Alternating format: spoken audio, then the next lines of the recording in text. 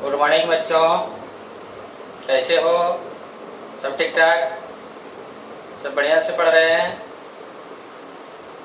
Corona काल में हम लोगों को घर में रहकर ही पढ़ना है, सुरक्षित रहना है, घर में कम से कम घर से बाहर निकलना है। बच्चों, आप लोगों को जो मैं ये वीडियो भेज रहा हूँ, इसको आप लोग लाइक एंड सब्सक्राइब निश्चित करें। यदि अगला वीडियो चाह रहे हैं, लाइव क्लास चाह रहे हैं यूट्यूब पर, तो आप लोग निश्चित ही सब्सक्राइब करें और लाइक करें। चलिए, आज हम लोग डिस्कस करेंगे जनरल ऑर्गेनिक केमिस्ट्री का पार्ट है, यानी टाइप्स ऑफ ऑर्गेनिक रिएक्शन में electrophilic substitution reaction. Electrophilic substitution reaction क्या होता है, उसके बारे में जानेंगे। इलेक्ट्रोफिलिक सब्स्टिट्यूशन रिएक्शन को हम लोग डिफाइन करते हैं, the substitution reaction in which replacement of an atom or group by electrophilic reagent is known as electrophilic substitution reaction। वैसे ऑर्गेनिक रिएक्शन जिसमें किसी एटम या ग्रुप को इलेक्ट्रोफिलिक रिएजेंट के द्वारा रिप्लेस करेंगे, हटाएंगे, उसको क्या कहा जाता है? Electrophilic substitution reaction. Substitution reaction हम लोग जानते हैं, एटम और ग्रुप को इस प्रकार हटाया जाता है जिससे उसके स्ट्रक्चर में कोई चेंजिंग ना हो। इसमें इलेक्ट्रोफिलिक रिएजेंट के द्वारा रिप्लेस किया जाएगा। एक नया वर्ड आया, इलेक्ट्रोफिलिक रिएजेंट। इलेक्ट्रोफिलिक यानी इलेक्ट्रॉन को अट्रैक्ट करने वाला, इलेक्ट्रॉन से प्यार करने वाला इलेक्ट्रोफिलिक कहलाता है। इलेक्ट्रोफिलिक रिएजेंट किसको कहते हैं? A chemical species which accept lone pair of electron.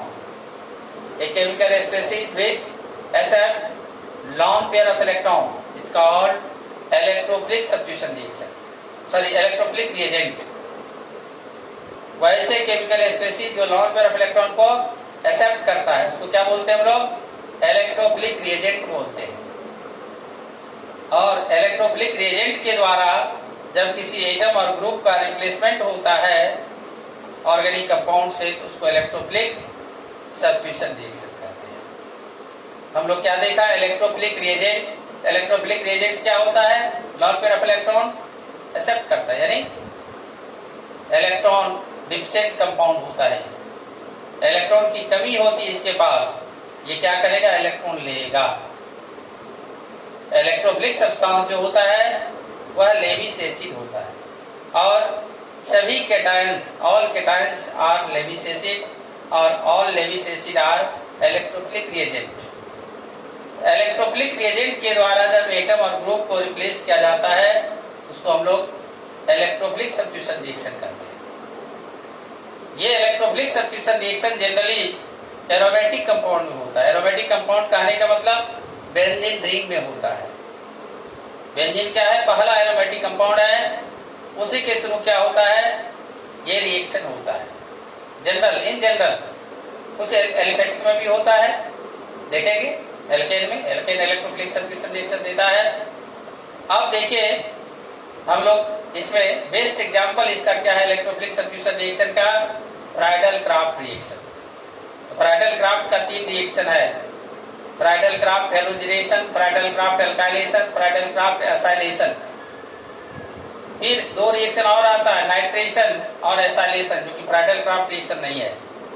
तो चलिए हम लोग देखते हैं, बोर्ड पर आते हैं। इलेक्ट्रोफिलिक सब्स्टिट्यूशन रिएक्शन लिखना भी जरूरी है, सुन लिए, अब लिखिए। Electrophilic substitution reaction, the substitution reaction in which replacement of an atom और group from a compound by electrophilic reagent is known as electrophilic substitution reaction। कहता है किसी कंपाउंड से एटम और ग्रुप को रिप्लेस किया जाता है, किसके थ्रू? इलेक्ट्रोफिलिक रिएजेंट के थ्रू। इलेक्ट्रोफिलिक रिएजेंट क्या करता है? रिप्लेस करता है। और कहा रहा है this reaction is generally occurs in the aromatic compounds. इसमें होता है एरोमेटिक कंपाउंड्स या बेंजीन रिंग वाले कंपाउंड में। अब देखिए एक नया वर्ड आया, electrophilic reagent. Electrophilic reagent, electrophilic reagent किसको कहते हैं? इसको इलेक्ट्रॉन लविंग या इलेक्ट्रॉन अट्रैक्टिंग सब्सटेंस कहा जाता है। क्या लिखे? A chemical species which accept, accept मतलब लेना, एक्सेप्ट मींस क्या होता है? लेना। Accept lone pair of electrons is known as electrophilic reagent. क्या लिखे? एक वैसे केमिकल स्पेसीज, केमिकल प्रजाति, रासायनिक प्रजाति जो लॉन पेयर ऑफ इलेक्ट्रॉन को एक्सेप्ट करता है। Lone pair of electron accept करने वाले इलेक्ट्रॉन डिफिशिएंट होता है, लेविस एसिड होता है। क्या लिखे? All cations are electrophilic reagent. सारे केटायन इलेक्ट्रोफिलिक रिएजेंट है। All cations are electrophilic reagent. फिर देखिए इसका example NO2+, SO3H+, Cl+, Br+, I+, R+, RCH2+, RCO+, etc. ये सारे इस पर प्लस चार्ज होगा, देखेंगे हम लोग। पहले देखते थे हेलोजन पर माइनस होता है, यहाँ पर देख रहे हैं कि प्लस भी है। कैसे होता है वो भी देखेंगे। यहाँ पर इलेक्ट्रोफिलिक रिएजेंट क्या है? लेविस एसिड है। इसका बेस्ट एग्जांपल क्या? Friedl craft reaction. तो फ्राइडल क्राफ्ट साइंटिस्ट का नाम है, फ्राइडल क्राफ्ट साइंटिस्ट का नाम है, और इन्होंने रिएक्शन दिया या बनाया, उसको हम लोग फ्राइडल क्राफ्ट रिएक्शन के नाम से जानते हैं। तो फ्राइडल क्राफ्ट क्या देख रहा है? बेंजीन, पहला इसका हेलोजिनेशन रिएक्शन है। पहला क्या है? Friedl craft halogenation. हेलोजिनेशन का मतलब होता है हेलोजन के साथ रिएक्शन। यहाँ पर बेंजीन हेलोजन से रिएक्शन किया, किसके प्रेजेंस में? फ्राइडल क्राफ्ट रिएजेंट इसको कहा जाता है। Friedl craft reagent FCR, Friedl craft reagent AlX3, FCR यानी फ्राइडल क्राफ्ट रिएजेंट क्या बनता है? हेलो बेंजीन और HX। इसका मैकेनिज्म देखिए। Step 1, halogen LX3 Friedl craft, ये क्या है? इलेक्ट्रॉन डिफिशिएंट कंपाउंड है। एल्युमिनियम का हैलाइड जो होता है वह इलेक्ट्रॉन डिफिशिएंट होता है। इलेक्ट्रॉन डिफिशिएंट क्या करेगा? वैसे उससे दोस्ती करेगा जो इलेक्ट्रॉन उसको देगा। यहाँ पर क्या देख रहे हैं? एक हेलोजन को तोड़ेगा, ये तोड़ेगा तो इस पर माइनस चार्ज और इस पर प्लस चार्ज। ये माइनस वाले इस इलेक्ट्रॉन डिफिशिएंट के साथ, ये फ्राइडल क्राफ्ट रिएजेंट के साथ X+, ये इलेक्ट्रोफिलिक रिएजेंट है। और ये इलेक्ट्रोफिलिक रिएजेंट क्या करता है? दूसरे इलेक्ट्रोफिलिक को रिप्लेस करता है। H को रिप्लेस किया, यहाँ पर क्या हो गया? Hello benzene.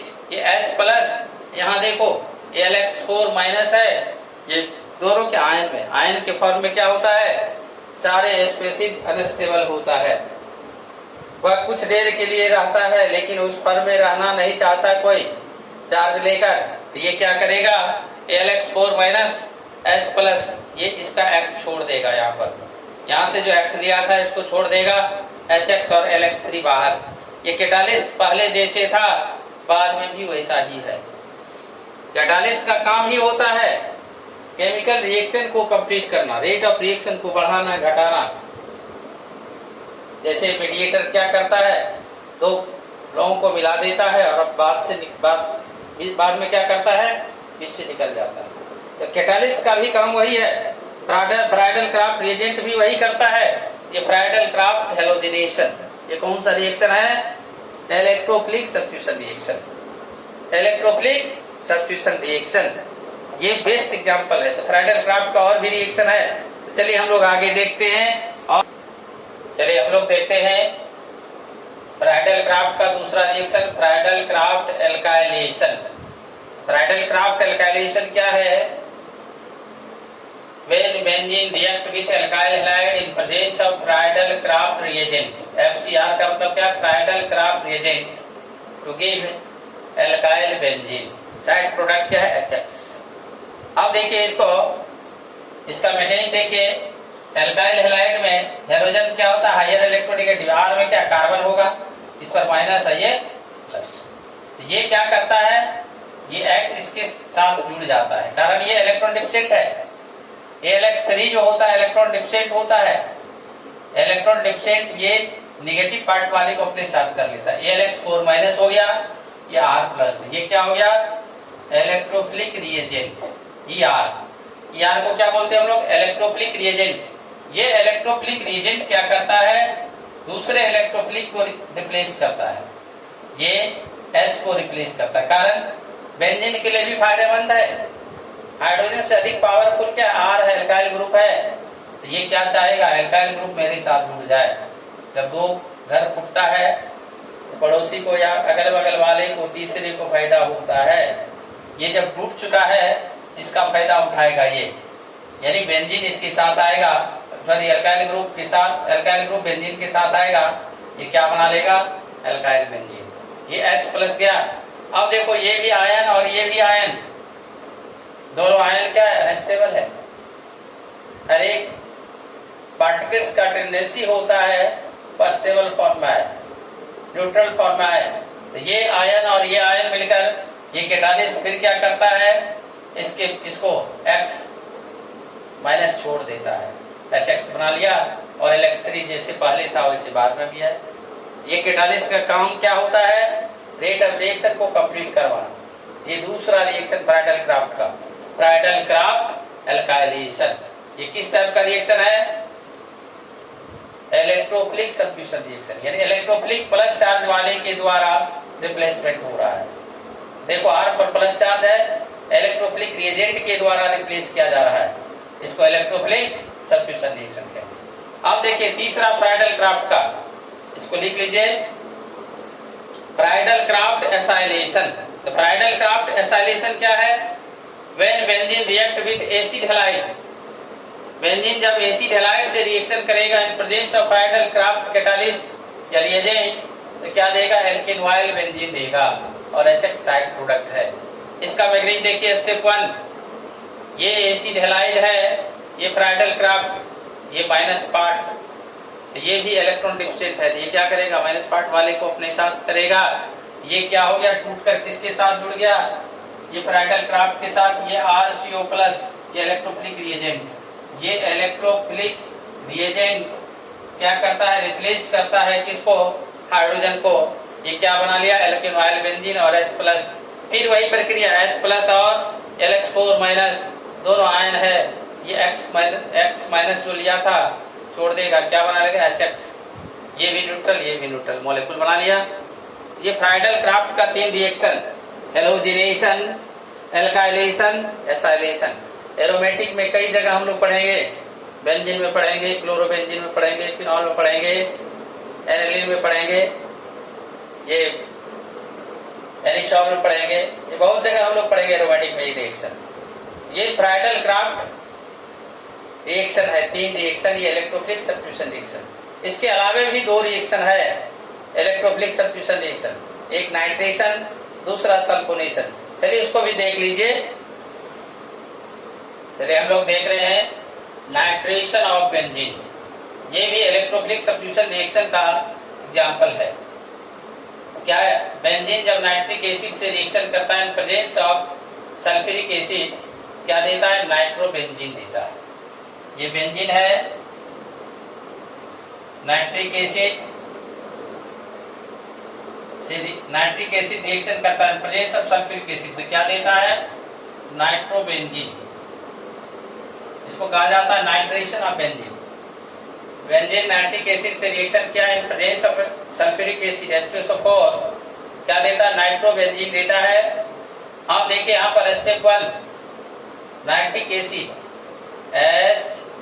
HNO3, ये OH- और NO2+ 2 पार्ट में होता है। ऑक्सीजन हायर इलेक्ट्रोनेगेटिव है, माइनस चार्ज, नाइट्रोजन लोअर है तो इस पर प्लस चार्ज, OH- और NO2+। यहाँ देखो NO2+ है, ये इलेक्ट्रोफिलिक रिएजेंट है, all cations are electrophilic reagent. ये इलेक्ट्रोफिलिक रिएजेंट देखो बेंजीन से हाइड्रोजन को रिप्लेस कर रहा है, यानी एक इलेक्ट्रोफिलिक रिएजेंट दूसरे इलेक्ट्रोफिलिक को रिप्लेस कर रहा है। ये क्या हो गया? नाइट्रोबेंजीन। ये H+ और ये OH- दोनों आयन है, दोनों मिलकर क्या बना लिया? फिर एक नया मॉलिक्यूल बना लिया। इसी को हम लोग क्या कहते हैं? नाइट्रेशन। और क्या देखा? इलेक्ट्रोफिलिक रिएजेंट के द्वारा रिप्लेस हो रहा है, इसके द्वारा इलेक्ट्रोफिलिक रिएजेंट के द्वारा रिप्लेस हो रहा है। आपने क्या देखा? नाइट्रेशन भी क्या है? इलेक्ट्रोफिलिक सब्स्टिट्यूशन रिएक्शन का बेस्ट एग्जांपल है। पांचवा देखिए सल्फोनेशन ऑफ बेंजीन। तो सल्फोनेशन क्या होता है? बेंजीन जब एरोमेटिक कंपाउंड जब कॉन्केस्टोसोफोर से रिएक्शन करता है, कॉन्केस्टोसोफोर जिसको फ्यूमिंग एसिड भी कहते हैं, तो क्या बनता है? बेंजीन सल्फोनिक एसिड बनाता है और साइड प्रोडक्ट वाटर देता है। ये कैसे देता है देखिए, मैग्नीज एस्टोसोफोर को कंसंट्रेट करते हुए H- और सल्फोनेट आयन, इसको सल्फोनिक एसिड कहा जाता है। आयन यानी प्लस चार्ज है SO3H इलेक्ट्रोफिलिक रिएजेंट। ये इलेक्ट्रोफिलिक रिएजेंट क्या करता है? दूसरे इलेक्ट्रोफिलिक को रिप्लेस करता है, H को रिप्लेस करता है। ये क्या हो गया?